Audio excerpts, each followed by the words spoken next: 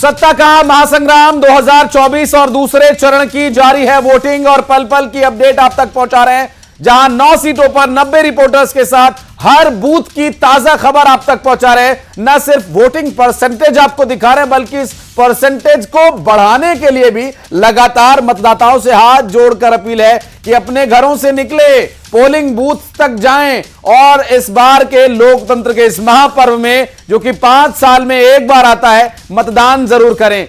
चलिए voting percentage पर भी नजर डालेंगे। अब तक का मतदान क्या कुछ रहा, क्या बताता है, क्या इशारा इसका है। 29.24% सतना में मतदान अब तक हो चुका है और वोटिंग परसेंटेज की अगर बात करें तो सतना में अब तक लगभग 30% वोट डल चुका है। और आगे की क्या स्थिति रहेगी, क्या यह वोटिंग परसेंटेज तेजी से बढ़ेगा या फिर शनै शनै शाम तक जाकर यह किसी एक अच्छे मकाम पर पहुंचेगा, यह भी हम देखेंगे। फिलहाल ये 20 तस्वीरें आपको हम दिखा रहे हैं। कुछ बड़े चेहरे, कुछ दिग्गज अपने अपने क्षेत्रों के जो अपने मताधिकार का इस्तेमाल करने के लिए पोलिंग बूथ तक पहुंचे, इससे 20 तस्वीरें जो जुड़ी हुई हैं हम आपको दिखा रहे हैं। ये जिसमें कि राहुल द्रविड़ और ओम बिड़ला सरीखे लोग भी हैं, कैलाश चौधरी जो कि बाड़मेर में वोट करने के लिए पहुंचे थे, भोला सिंह और इसके अलावा सुकांत मजुमदार। अलग अलग तस्वीरें अलग अलग राज्यों से, अलग अलग लोकसभा के अलग अलग बूथ से हम आपको दिखा रहे हैं। प्रकाश राज अभी जिस तरह से न सिर्फ दक्षिण भारत की सिनेमा में बल्कि पूरे भारतवर्ष में बनने वाले सिनेमा में एक अलग पहचान रखने वाले प्रकाश राज भी बेंगलुरु में अपने मताधिकार का इस्तेमाल करने के लिए पहुंचे थे मतदान केंद्र पर। और इसके अलावा कई और बड़े चेहरे, चाहे वो राजनीति की जगत से हों, क्रिकेट के खेल खिलाड़ी या फिर राजनेता, सभी लगातार अपने मताधिकार का इस्तेमाल कर रहे हैं और उनकी तस्वीरें हम आपको दिखा रहे हैं।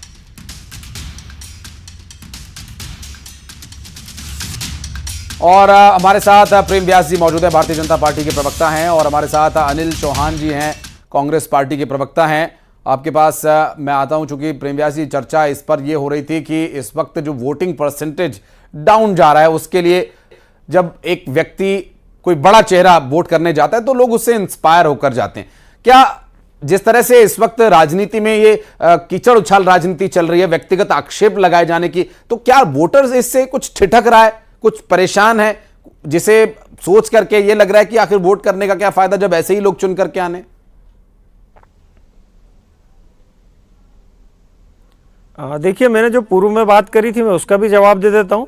हाँ। और अभी जो आपने प्रश्न कराया मैं इसका भी जवाब देता हूं, दोनों बातों का। मैंने पूर्व में जो बात कही थी, निश्चित रूप से उसके पूर्व में भारतीय जनता पार्टी ने बूथ स्तर पर कार्यकर्ता तैनात करने का कार्य करा है।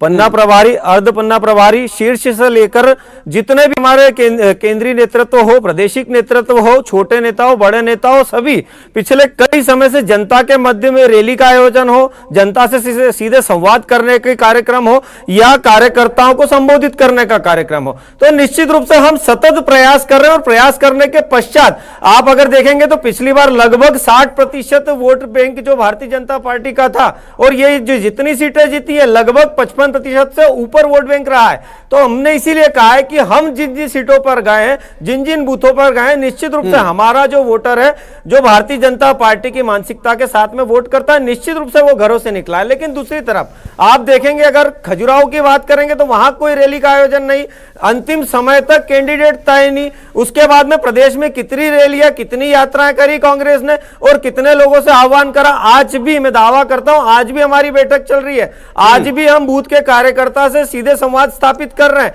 कहां से मैं आऊंगा अनिल चौहान से भी इस पर रिएक्शन लेंगे। 11 बजे तक मध्य प्रदेश में हुए मतदान के, छत्तीसगढ़ में हुए मतदान के परसेंटेज को अपने दर्शकों तक पहुंचा दे। वोटिंग परसेंटेज क्या रहा? मध्य प्रदेश में 28.15% वोट डला है, जबकि छत्तीसगढ़ में 35.47% वोटिंग हो चुकी है। अंशिका हमारी सहयोगी लगातार हमारे साथ जुड़ी हुई इलेक्शन सेंटर से। अंशिका, वोटिंग परसेंटेज छत्तीसगढ़ में अपेक्षाकृत ज्यादा है, संभव है कि 3 बजे तक यहां सिर्फ वोट डाला जाना है, क्या यही एक प्रमुख कारण माना जाए अब तक? बिल्कुल आशीष, और कांकेर में सबसे ज्यादा हम देख रहे हैं कि वोटर्स जो हैं वोट डाल रहे हैं। अब ये जो वोटरों की संख्या बढ़ी है कांकेर में, वो किसके लिए ज्यादा फायदेमंद होगी और किसके लिए नुकसान होगी, ये तो 4 जून को ही पता चलेगा। लेकिन जो ये परसेंटेज है उसमें सबसे बड़ा योगदान कांकेर का भी है। यहाँ पर क्योंकि वोटर सुबह ही पहुंच गए थे, 6 बजे से ही वोटरों के अंदर हमने देखा कि काफी उत्साह था। और जो हमारे तमाम रिपोर्टर्स जब वो उनसे बातचीत भी कर रहे थे तो उनका यही कहना था कि वोट डालना क्योंकि बहुत जरूरी है, इसलिए हम यहाँ पर आए हैं। तो एक बड़ा योगदान कांकेर के वोटर्स का है छत्तीसगढ़ के टोटल वोट प्रतिशत को यहां तक बढ़ाने में। 11 बजे तक अगर हम देखें तो 35 के लगभग 35% के लगभग 35 से 36% के लगभग वोटिंग हुई है। तो ठीक है, अभी रफ्तार ठीक चल रही है। लगता है धीरे धीरे वोटर्स अभी और भी आएंगे और फिर वोट डालेंगे। लेकिन मध्य प्रदेश पिछड़ा समाज और गांव के गरीब, सभी वर्ग के गरीब बहुत उत्साह के साथ मोदी जी के लिए वोटिंग कर रहे हैं और मुझे पूरा भरोसा है कि हम तीसरी बार देश के प्रधानमंत्री के रूप में 1 तारीख के बाद नरेंद्र मोदी को देखेंगे। ये सब भारतीय जनता पार्टी के कार्यकर्ता और करोड़ों देशवासियों की भावना है। अमित शाह को आप सुन रहे थे, उन्होंने कहा कि तीसरी बार एक बार फिर से बीजेपी की सरकार बनेगी और आश्वस्त थे जीत को लेकर। और ये परसेंटेज आप देखिए, एक नजर परसेंटेज पर भी डालिए। मध्य प्रदेश में 28.15% तक मतदान हुआ है और छत्तीसगढ़ की बात करें तो 35.47% मतदान। हालांकि आशीष ये उम्मीद नहीं,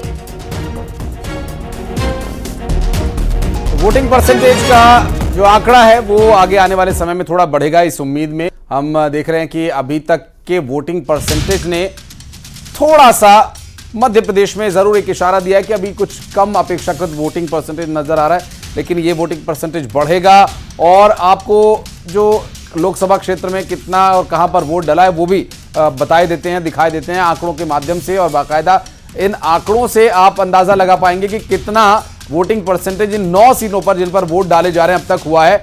अगर हम बात करें दमोह से लेकर के सतना तक, दमोह, होशंगाबाद, खजुराहो और रीवा और सतना में वोटिंग हुई है तो 26% के लगभग यहां पर वोटिंग दमोह में हुई है, 26.24%। और टीकमगढ़, कांकेर, महासमुंद और राजनांदगांव की हम बात करें तो 4 ये वो लोकसभा सीटें हैं जिस पर की वोटिंग परसेंटेज अपेक्षाकृत ठीक ठाक नजर आ रहा है। जबकि छत्तीसगढ़ में जहां 3 बजे तक वोट होना है वहां पर थोड़े हालात जरूर अलग नजर आ रहे हैं। लेकिन मध्य प्रदेश की जो सीटें हैं जिसमें कि होशंगाबाद में 32.40% वोट अब तक डाला जा चुका है और ये जो 3 सीटें आपको निचले स्तर पर दिखाई दे रही हैं, कांकेर, महासमुंद और राजनांदगांव की, ये वो सीटें हैं जहां पर कि कुछ सीटों पर कुछ बूथ्स पर सिर्फ 3 बजे तक ही वोट डाला जा सकेगा।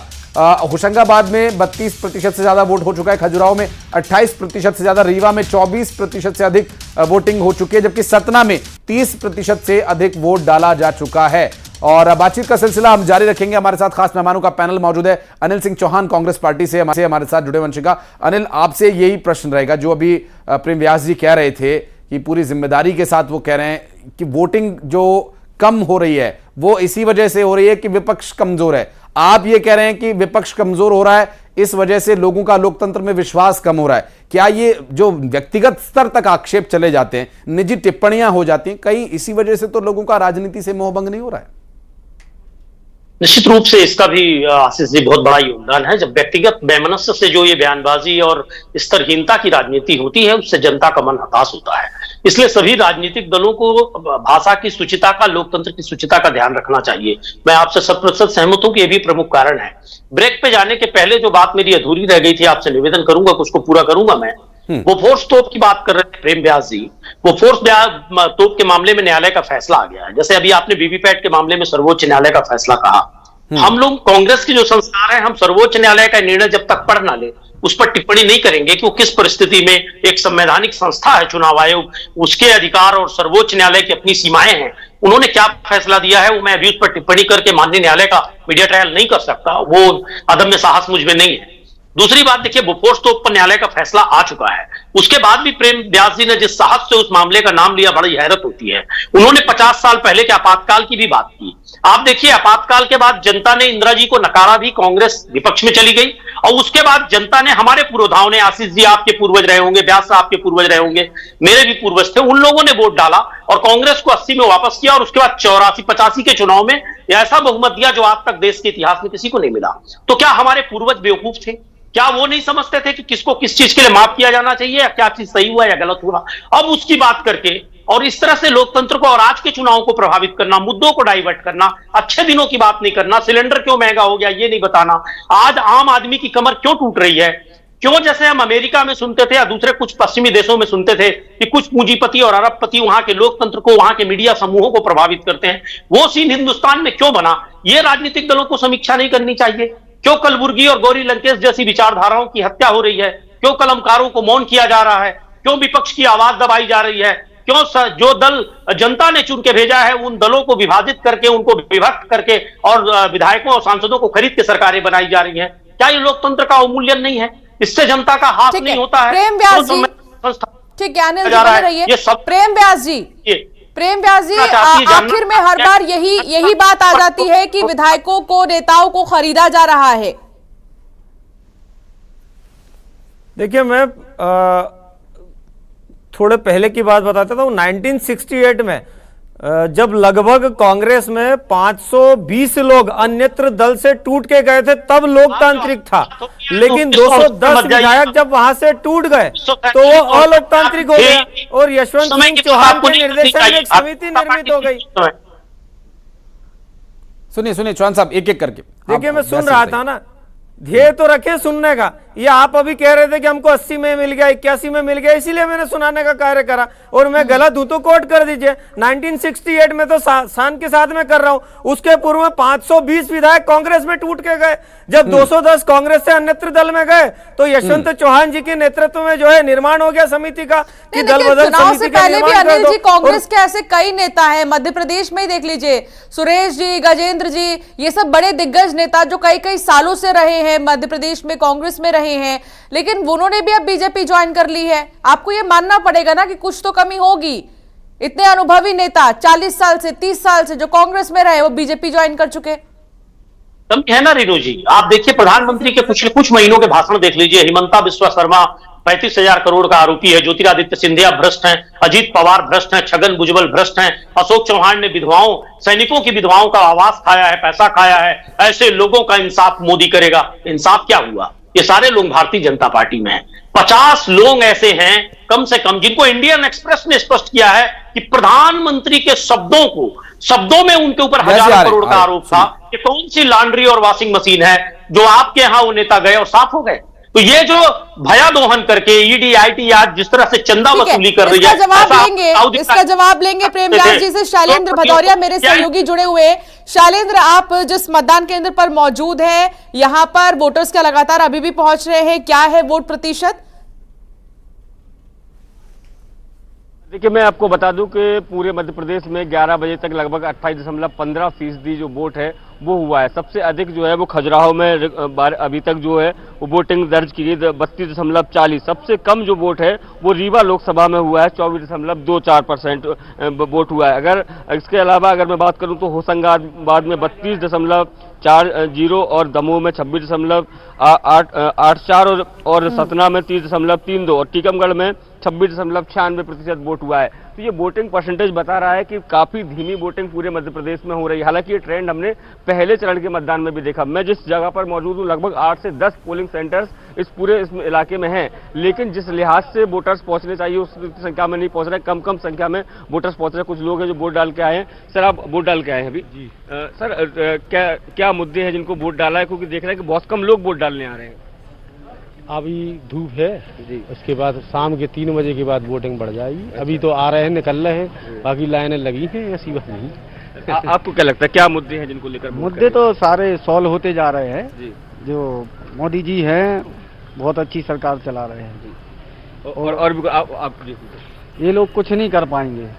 इंडी गठबंधन वाले कुछ नहीं कर पाएंगे। सारे लोग भौंक रहे हैं और भौंक के शांत हो जाएंगे। बिल्कुल। देखिए, मैं आपको पोलिंग सेंटर्स की तस्वीरें दिखाना चाहूंगा कि जो 5 से 6 पोलिंग सेंटर्स यहाँ पर हैं, अलग अलग पोलिंग सेंटर्स पर जो लोग हैं वो पहुंच जरूर रहे हैं। भीड़ नहीं दिख रही है, लेकिन मतदान जो है वो लगातार हो रहा है। कम संख्या में जो लोग हैं वो लगातार यहाँ पहुंचते जा रहे हैं। तो लोग बता रहे हैं कि गर्मी का माहौल है, थोड़ा सा गर्मी जब कम होगी उसके बाद जो लोग हैं वो अपने मताधिकार जैसे जैसे थोड़ी कम होगी। शहरों में थोड़ा सा जो लिविंग स्टाइल है वो अलग होता है, वोटिंग करने का तरीका उनका अलग होता है। हमारे साथ लगातार अपडेट देने के लिए हमारे सहयोगी भी जुड़ रहे हैं, उनसे भी बातचीत करते रहेंगे और हमारे साथ खास मेहमानों का भी पैनल मौजूद है, उनसे भी रिएक्शंस बिल्कुल। राकेश हमारे साथ जुड़े हैं। राकेश, उनसे बात करेंगे। क्या राकेश, आप किस मतदान केंद्र पर मौजूद हैं और यहाँ पर भी वोटरों के पहुंचने का सिलसिला जारी है? जी हाँ, निश्चित ही कह सकते हैं कि लगातार लोगों का जो उत्साह है वो देखने को मिल रहा है। खासकर जो महिलाएं मतदाता हैं यहाँ राजनांदगांव में, वो उनकी लंबी कतारें देखी जा सकती हैं। और कुछ देर पहले हमने विजुअल भी दिखाया था अपने दर्शकों को, जिसमें महिलाएं अपने छोटे छोटे बच्चों को लेकर लाइन में खड़ी थी। उनका कहना था कि हम 2 घंटे से लाइन में खड़े हैं, लेकिन जब तक वोट नहीं देंगे तब तक नहीं जाएंगे। उनका उत्साह देखते ही बन रहा था और लंबी कतारें महिलाओं की देखने को मिल रही हैं। और लगातार महिला और पुरुष जो मतदाता हैं वो मतदान केंद्र पहुंच रहे हैं और अपने मताधिकार का उपयोग कर रहे हैं। राजनांदगांव के रामपुर और जंगलपुर जो मतदान केंद्र है वहां हम अभी खड़े हैं, जहां जंगलपुर में मतदान स्कूल में मतदान हो रहा है, मतदान केंद्र बनाया गया है। वहां महिलाएं की लंबी कतारें देखी जा सकती हैं और महिलाएं यहाँ मताधिकार का उपयोग करने यहाँ आई हैं। कितने बजे तक यहाँ वोटिंग होगी? जी मैं आपको बता दूं कि राजनांदगांव में सुबह 7 बजे से शाम को 6 बजे तक मतदान होना है। वहीं आपको बता दूं कि जो मोहला मानपुर जो नक्सल प्रभावित जिला है वहां सुबह 7 बजे से दोपहर 3 बजे तक मतदान होना है। और धीरे धीरे लोगों की जो संख्या है वो बढ़ती जा रही है, लेकिन ये जो लोग जो मतदाता है उनकी संख्या शाम को अधिक देखने को मिलेगी, क्योंकि धूप का असर भी देखा जा रहा है। लेकिन इस सीट पर महिला मतदाताओं की संख्या अधिक है। वोटिंग सेंटर पर, पोलिंग बूथ पर कौन से ज्यादा वर्ग के लोग पहुंच रहे हैं? क्या बुजुर्ग या युवा या महिलाएं, कौन ज्यादा उत्साह दिखा रहा है वोटिंग में? जी आपको बता दूं कि राजनांदगांव लोकसभा सीट में महिलाओं की संख्या ज्यादा है और महिलाओं का ही उत्साह हम सवेरे से देख रहे हैं। मेरे पीछे आप देख सकते हैं कि महिलाओं की ही लंबी लाइन इस पोलिंग बूथ में लगी हुई है और महिलाओं की संख्या अधिक है। पुरुष वर्ग कम दिख रहे हैं। आप देख सकते हैं कि महिलाओं की जो लाइन है वो बड़ी है और लंबी है। महिलाओं का उत्साह ज्यादा है और वह अपने मताधिकार का उपयोग करने यहाँ पहुंची हुई है। आप बने रहेगा, आगे अपडेट आपसे लेते रहेंगे। और महिला वोटर्स की अब बात चली है। प्रेम व्यास जी, अनिल जी, आपके पास ही आ रहा हूं मैं। राजनीतिक आक्षेप पटाक्षेप तो चलता ही रहेगा, लेकिन एक महिलाओं का जो फैक्टर है, मध्य प्रदेश में बहुत काम कर रहा था। छत्तीसगढ़ में भी महिलाओं को लेकर ये जो नई सरकार बीजेपी की आई वो काम कर रही है, ऐसा दावा बार बार किया जाता है। लेकिन अनिल जी, मध्य प्रदेश में जो महिलाओं का फैक्टर था, जो एक पिछली सरकार के कार्यकाल में हमने देखा और इस सरकार के कार्यकाल में महिला मतदाता एक बड़ा और महत्वपूर्ण भूमिका निभा रही हैं, लेकिन दोनों ही पार्टियों की तरफ से हमने देखा कि महिला उम्मीदवारों को लेकर बहुत ज्यादा जागरूकता नहीं दिखाई दी। कांग्रेस ने भी अनिल जी ऐसा नहीं किया कि बहुत ज्यादा महिलाओं पर ध्यान दिया जाए, महिलाओं को ज्यादा संख्या में वो लोकसभा चुनाव में उतारें।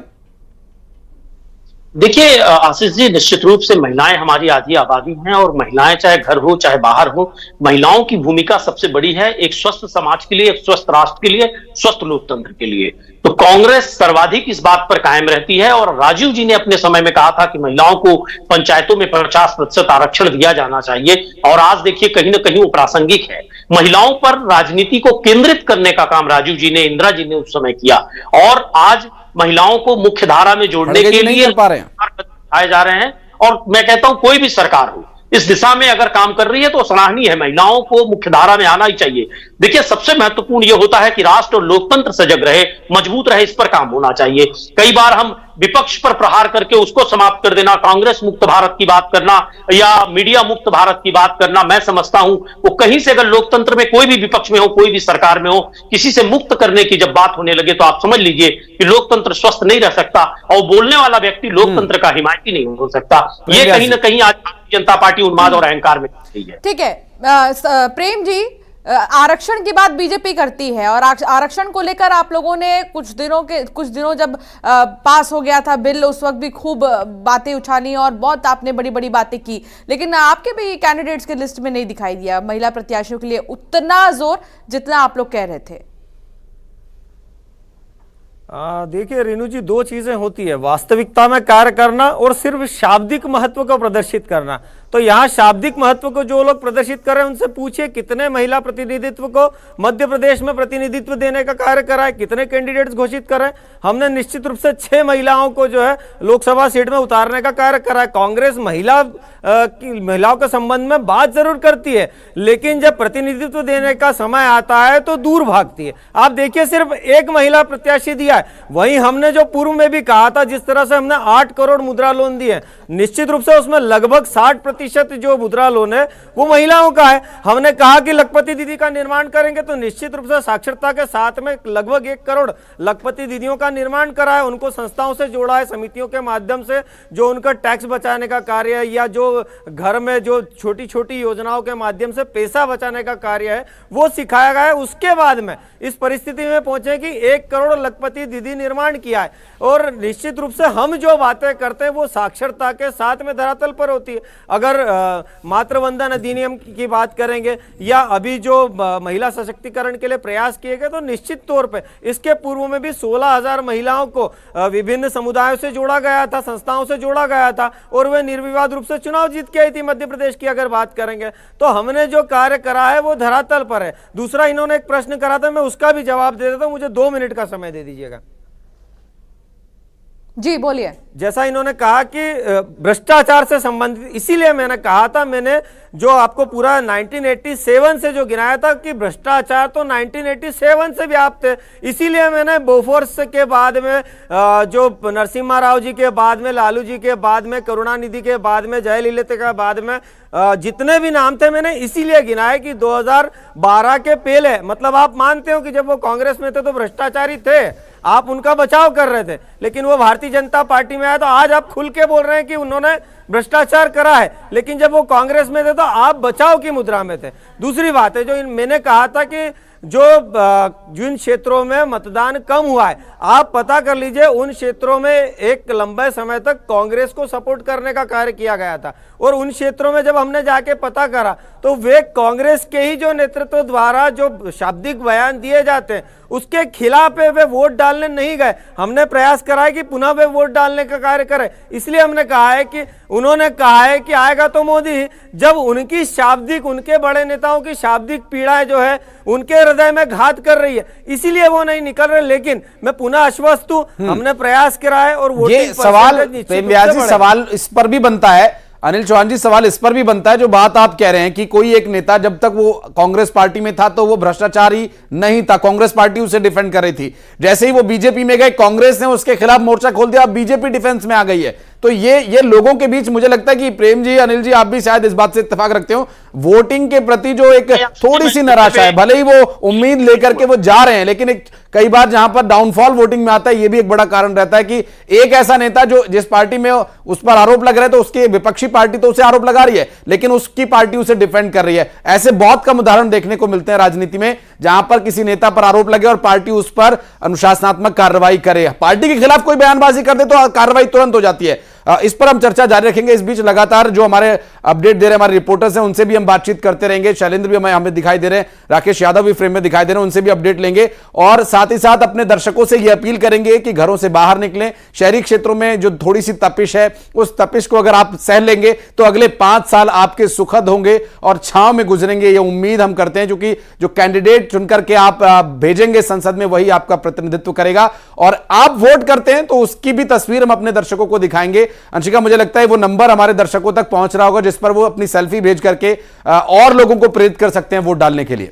बिल्कुल, और लगातार वो नंबर हम फ्लैश भी कर रहे हैं। हमारे तमाम जो रिपोर्टर्स ग्राउंड जीरो पर इस वक्त मौजूद हैं वो भी हमारे दर्शकों को ये कह रहे हैं कि जरूर वोट करें और अपनी सेल्फी भेजें ताकि बाकी के लोग भी जागरूक हो, और इसी का नतीजा है कि वोट प्रतिशत बढ़ रहे हैं। कुछ तस्वीर भी हम दिखा देते हैं दर्शकों के, उसमें जिन्होंने वोट कर दिए हैं और लगातार वो भेज भी रहे हैं सेल्फी। सेलिब्रिटीज की तस्वीर भी हम दिखा देते हैं। देखिए, नेहा शर्मा भागलपुर से जिन्होंने वोट कर दिया है, मथुरा से आप देख रहे हैं हेमा मालिनी, उन्होंने भी वोट डाल दिया है और नवनीत राणा ने भी वोट कास्ट कर दिया है। बेंगलुरु से आपको तस्वीर दिखा रहे हैं टॉलीवुड एक्टर बेंगलुरु से जिन्होंने वोट डाल दिया है, प्रकाश राज, नारायण मूर्ति, राहुल द्रविड़, और त्रिशूर से भी आप तस्वीर देख रहे हैं जहां सुरेश गोपी ने भी, आशुतोष राणा ने भी वोट डाल दिया है। तो ये सेलिब्रिटीज, जहां सेलिब्रिटीज से लेकर नेता पहुंच रहे हैं मतदान केंद्र, उन्होंने वोट डाल दिया है और काफी खुश नजर आ रहे हैं। देखिए, चेहरे खिले हुए हैं, बड़ा ही आशीष पॉजिटिव वाइब, पॉजिटिव जो बॉडी लैंग्वेज है वो दिखाई दे रहा है। लोगों में संदेश भेजने का काम ये करते हैं। सामाजिक छवि जो इन लोगों की है, कोई राजनीति से आता है, कोई कला जगत से आता है, तो कोई खेल के मैदान से। लेकिन संदेश सभी का एक, घरों से बाहर निकलें, वोट करने के लिए जरूर जाएं और वोट करके अपने लोकतंत्र के हाथ को मजबूत करें और अगले 5 साल के लिए अपने देश के विकास को आगे मार्ग प्रशस्त करें। एक छोटा सा ब्रेक यहां पर लेना होगा, बहुत जल्द लौट रहे हैं, लगातार अपडेट्स आप तक पहुंचा रहे हैं।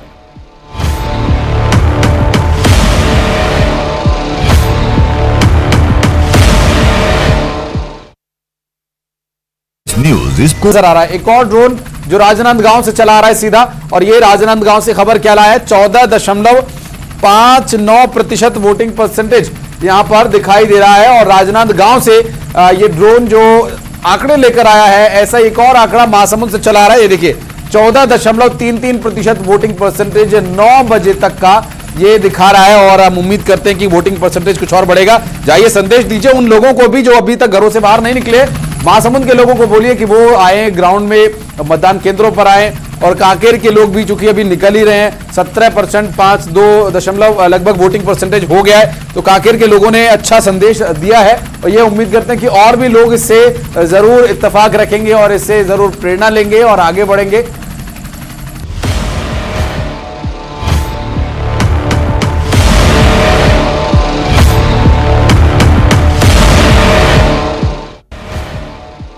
तो न्यूज 18 मध्य प्रदेश छत्तीसगढ़ के माध्यम से 13 राज्यों की 88 सीटों पर वोटिंग की प्रक्रिया पे 9 सीटों पर हमारा खास फोकस रहेगा। मध्य प्रदेश की 6 और छत्तीसगढ़ की 3 लोकसभा सीटों पर जहां मतदान लगातार जारी है, सभी व्यवस्थाएं चाक चौबंद है। और इन 9 सीटों पर अगर फोकस करें तो इन 9 सीटों पर अब जो दिग्गजों की साख है वो दांव पर है और आपको दिखाएंगे कि सबसे बड़े लड़ैया आखिर इन सीटों पर कौन है। वो बड़े चेहरे जो इस बार चुनावी मैदान में हैं और अपने साथ साथ पार्टी का भी प्रतिनिधित्व वहां पर कर रहे हैं और आपको दिखाएंगे। देखिए बड़े लड़ैया में इस वक्त राहुल लोधी और तरवर सिंह लोधी हैं दमोह लोकसभा सीट से और इन दोनों ही बड़े लड़ैया के बीच मुकाबला है। राहुल लोधी वर्सेस लोधी, उनका जो मुकाबला है दमोह लोकसभा सीट पर कैसा असर रहेगा उस पर भी रहेगी हमारी नजर। एक और ग्राफिक्स के माध्यम से होशंगाबाद सीट की अगर हम बात करें तो दर्शन सिंह चौधरी और संजय शर्मा के बीच बीजेपी वर्सेस कांग्रेस का मुकाबला होशंगाबाद लोकसभा सीट पर है।